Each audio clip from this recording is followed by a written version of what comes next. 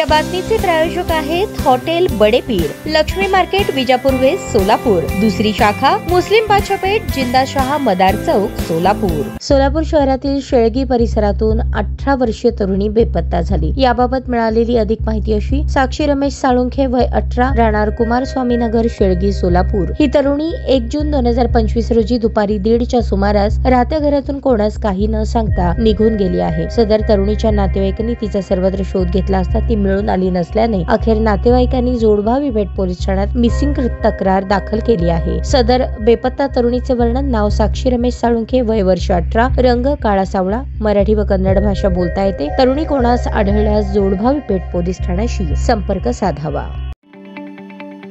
ताज्या बातम्या पाहण्यासाठी प्राईम महाराष्ट्र न्यूज चॅनलला सबस्क्राईब करा।